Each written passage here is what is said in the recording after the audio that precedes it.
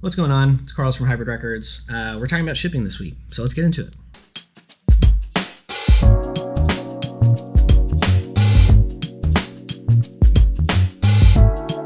All right, here we go. Appreciate you watching the video. Thank you for the support. We are a local record store in Corpus Christi, Texas. So if you want to follow us, support us, you can find us at Hybrid Records TX on social media, hybridrecordstx.com. You can browse our inventory, buy one of these cool hats that we just restocked, and all of that. If not, that's fine. Doesn't bother me. Just letting you know that those things exist. All right, so we're shipping records, right? First things first, as always, your local record store is your best friend, right? Even if you're traveling, whatever local indie stores are there are going to be a huge help to you because if you want to ship stuff because you're traveling, don't want to carry it on a plane or leave it in a car or whatever, most shops will ship for you. If you buy a bunch of stuff and say, hey, I'm from out of town, I don't want to have to carry these around, can you ship them to me so when I get home they're there? They'll almost always do it. Another thing is, if this is a one-off for you, like you sold one record that you didn't want to listen to anymore, or you're sending something to a friend or family member or whatever, and you're not going to be shipping all the time, ask your local record store if they sell the supplies, because they almost always do. We do. I know a lot of other shops that do. So instead of having to buy 25, 50, 100 record mailers or inserts or whatever, you can just buy one, ship that one record, you're good to go. Another thing is you're going to want to ship media mail most likely because it's vastly cheaper than priority. So yeah, let's get into the actual nuts and bolts of shipping a record. So I pulled a record aside here. And it's not a great example because it's kind of ratty. It's a little beat up, but it's by a great band, Shotgun. You should listen to them, very funky. So you're going to take the record out of the jacket. Big one, take it out of the jacket. You might want to replace the printed inner sleeve so that if there is a printed inner sleeve that is part of the packaging, you want to keep it nice and fresh. So you could replace it with a white paper sleeve so that the inner sleeve doesn't get damaged. This one's already pretty damaged, so it doesn't matter. So you're always going to want to do this, unless a record's sealed, in which case you can't, but super, super important. So then you're going to want to get a 12-inch LP mailer like this, these generic white ones. Again, your local record store has them. If you're planning on getting into selling your collection slowly to replace it with stuff you want to listen to more, and you're going to be sending a lot of records, you can always buy them from a retailer somewhere, along with the cardboard inserts that you're going to use. Now, again, if it's a one-off and you don't want to buy a bunch of these, you can take any piece of cardboard that's big enough to cut down to size. But if you do need to buy them, I personally buy my standard white mailers and my fillers, my cardboard filler pads, from valuemailers.com. There's also a great place called The Boxery that sells stuff pretty affordably. They also make both the mailers and the cardboard little inserts for 7 inches as well. Where I do not buy my shipping supplies from is Uline. They are not a great company for a lot of reasons, and they support pretty terrible causes with the money that they generate. And you can find out more about that at refuseuline.com or at refuseuline on Instagram. Check that out. But yeah, so I got my packing supplies, and I'm going to take my filler pads. I'm going to sandwich the record in between them, make sure that there's nothing sticking out anywhere. I'm going to put it in the box, and I'm going to tape it up nice and tight so that the record does not move around in there. Now, I'm not actually going to tape this because I'm not shipping this record, but nothing's moving, you don't hear anything clanging around in there. And then I'm going to slap the label on it, and I'm going to write fragile, do not bend, handle with care, keep out of direct sunlight. At least one, if not all of those things, depending on how thorough you want to be. If it's summertime in Texas, normally I'll put the thing about sunlight because it gets hot as all hell here. So that's it. That's really all you need to do.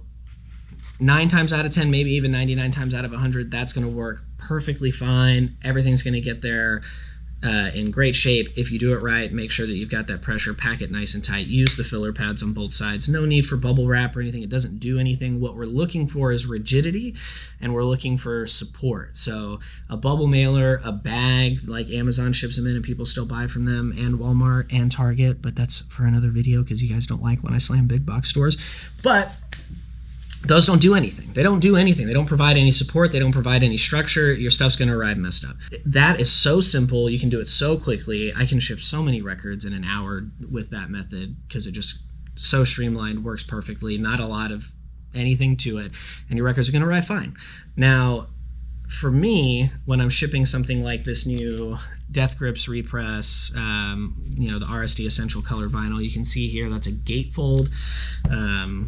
Double LP, and it's going to be a little bit heavier than a standard single LP, especially when we're talking vintage records that aren't 180 gram or whatever.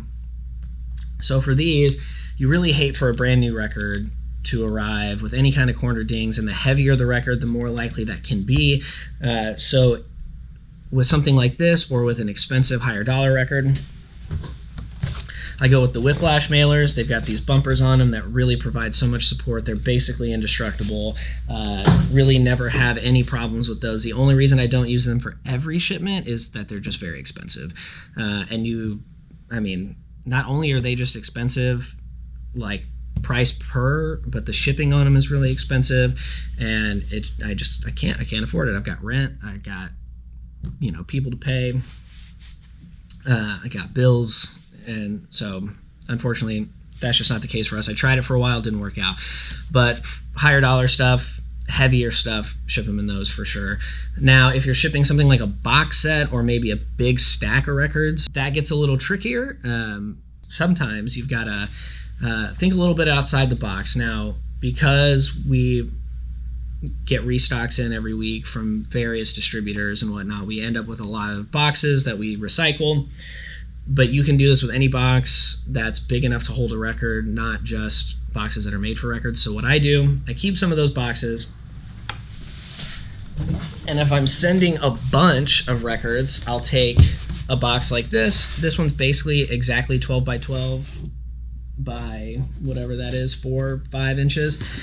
I'll pack as many records in there as I can.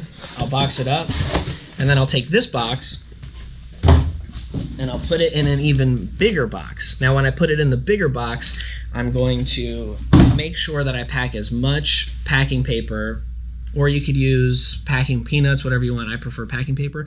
I'm going to make sure that I put as much packing paper around the border of the smaller box and on the bottom of it and on the top of it to make sure that there's plenty of protection should it get tossed around or should something hit it or whatever the case may be, so that those records get there safely, because the heavier the box, the more prone to damage it is. So especially with a bunch of records, they're going to get real heavy. You're going to need to provide as much protection around the box that's actually holding the records as you can, so that they don't arrive with tons of corner dings and big bent corners and whatever. Now, if you are really, really, really thorough and have the time and drive to do so, even when you're shipping a single record like this, you can cut out small pieces of cardboard to kind of reinforce the corners. I get records like that sometimes. I've sent them like that sometimes, depending on the situation, but it definitely adds an extra layer of reassurance, and it adds an extra layer of protection that is going to make it almost impossible, no matter how much they might get thrown around, for those records to arrive damaged. So from my experience, that's all you need to know. Take the record out, make sure it's sandwiched between 2 pieces of cardboard that are big enough to cover the entire record. If the cardboard you're using is smaller than the record, that does almost nothing, because those corners are still exposed and they could still get damaged. Bubble wrap, not really necessary unless you're padding a box within a box, in which case still not even necessary, but you could use it if you want. And yeah, valuemailers.com. I've been using them for years. Really, really like it. I'm pretty sure shipping's like always free as well, so that's nice. And yeah, don't use Uline if you can. And I think that's it. If you have any more questions about shipping records or any more questions about anything vinyl record collecting, maintenance, storage, anything like that, drop it in the comments, and we can cover it in a future video. Like I said, I've had my store for about 7 years, and we've seen almost everything. I wouldn't say it all. We've seen new stuff all the time, but we've seen a lot. We've learned a lot, and I want to share that knowledge with as many people as I can. So, because record collecting isn't the daunting task that Reddit might make it seem like it is, or other vinyl YouTubers, no names named. But yeah, that's it. That's another video. Thanks for watching. Sorry it's kind of rambling. I recorded this so many times so that it would be less rambling, and we still couldn't really get it under 10 minutes. But I am who I am, and I won't apologize for that. Like, subscribe, comment, do whatever you want to do. If not, it's fine. I don't care. And yeah, see you next time.